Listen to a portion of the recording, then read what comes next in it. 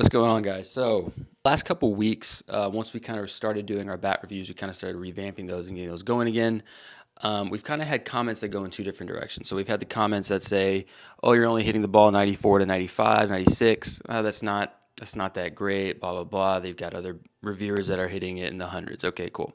So I'm going to address that. The second thing is we've had a lot of other people being like, "Well, hey, I'm really great. I'm really grateful for your reviews because they give a lot more of insight, and it's not just dude swinging for the fences." So I kind of wanted to address the two just to clear up any confusion and kind of give you guys a solid background and reasoning on why we do these reviews in the first place. First thing I'm going to address is the exit velo conversation. Now, within the last couple of years, with the upbringing of hit tracks and TrackMan and Rapsodo, all these crazy stats have been kind of brought to the forefront. You're seeing them in MLB games. You're seeing this whole thing with the Statcast era.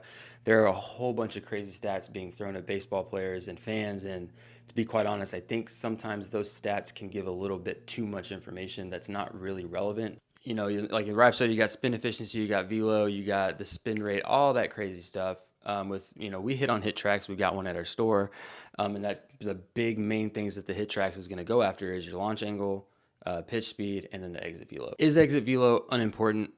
Not in the slightest. I think it's a good tell to know if you're barreling balls. Here's where I get a little bit mixed, and this is why when we started doing these reviews, we wanted to make sure that we weren't going to be like all the other reviewers. We didn't want it to be focused strictly on how hard and how far can I hit this baseball, because when you're playing baseball and the balls aren't coming straight, sometimes that doesn't actually translate. It's a completely different game that you're playing. So if you look at our swings, especially in this past video we did, we just posted a short reel swinging some Marucci bats, and then we just put out a review last week on the DeMarini Voodoo, the 2024 version. You can really see that our swings are not really like gear it up, softball, drop bombs as far as we can. No, we're really trying to put game time swings on pitches as if we're simulating a true BP session. And I think that gives a better true tell on how a bat performs rather than let me get a massive leg kick and just try to hit it 900 feet. Because in all honesty, when you're in an 0-2 count, 1-2 count, you're not in a hitter's count. You're not taking a big old leg kick. You're shortening up your swing and you're trying to put something in play. Because let's be honest, the home runs are great, launch angles are great, but when you're swinging out of your shoes, because you see guys swinging out of their shoes in certain videos, and that seems to be the cool thing to do, drop bombs, because that does make the game much more exciting.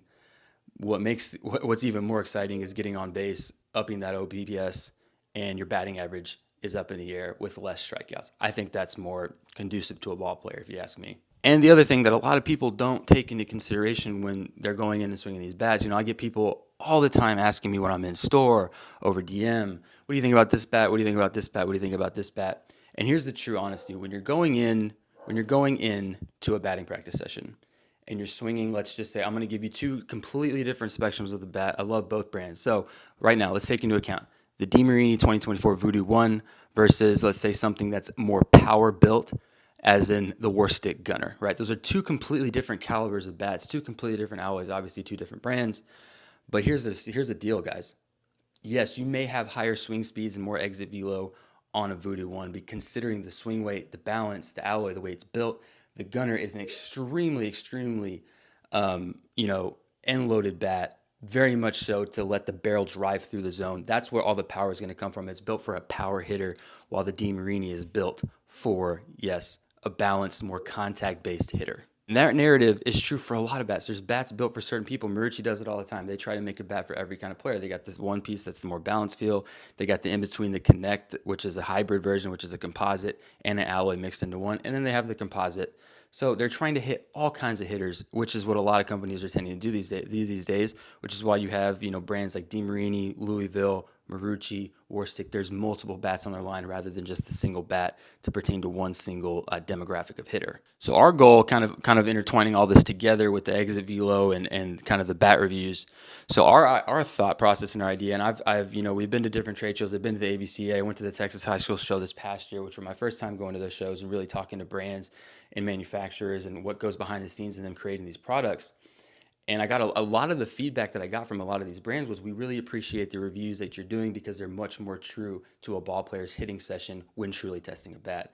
And that not only made me feel good, because I think that does more for the game, then let's just drop absolute nukes and see what happens. Is it entertaining? Is there space for it? Absolutely. Is it fun to watch? Of course it is. I watch them. I'm not going to sit here and say that I don't, because it's entertaining. But is it a true tell to how our bat can perform in a BP session, how it can perform in a game, how it can perform in tight counts, how can it perform for you? No, it's just not accurate. So I guess the gist of everything tying all this together is this, guys. When you go into a batting session, when you're trying a bat for the first time, don't always listen to everything you see on YouTube, where you read on reviews, all that stuff. Yes, those are opinionated things. That's what I think. That's what other people think. That's what other channels are going to say. That's how we feel in that batting session. Is what I swing going to work for you and what you swing going to work for me? Probably not, because everyone's different and everyone's chasing a feel.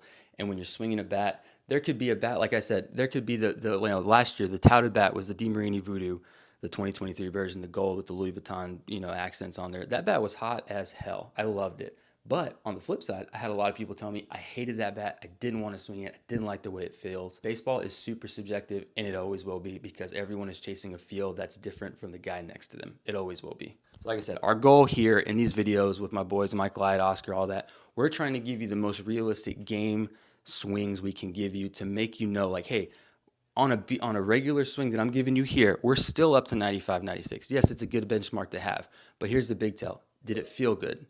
Was it not a ground ball? Because you can pound exit velo all day and drive balls straight into the ground. Yeah, have high exit velo, but guess what, boy? You're out. It doesn't really matter exit velo. Are you getting on base, and how does it feel? And are you able to hit for success with that bat? That should be the questions you ask. It shouldn't be, well, I hit 95 with that bat and only 90 with this one.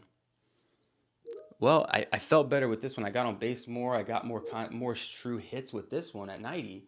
But that one at 95, I've popped up. I've hit 20 ground balls, but my exit velo is way higher. It doesn't matter how hard your exit velo is. It doesn't matter what your launch angle is. They're going to look at you and your success in the game and your batting average and how you play. Exit velo only goes so far. So when it comes to choosing a bat, yes, ingest and take in as much reviews and as much data and as much information you can on a bat before making those purchases, because yes, they are very expensive, and that's something you're probably gonna have to stick with if mom and dad can't afford to buy you 4 or 5 of them a year. If you get that one, make sure you know what you're doing. Swing them beforehand, dry swing them in the cage, swing with buddies if you can. But the main thing here, guys, is do not get caught up in all the craziness. Don't get caught up in the launch angle. Don't get caught up in the exit velo. If you like a bat and you have success with that bat, that should be all that matters. Anything else is kind of just eyewash, or it's just extra junk that the people are trying to sell you. Like, look past it, play your game, and play what feels right. That's what I think.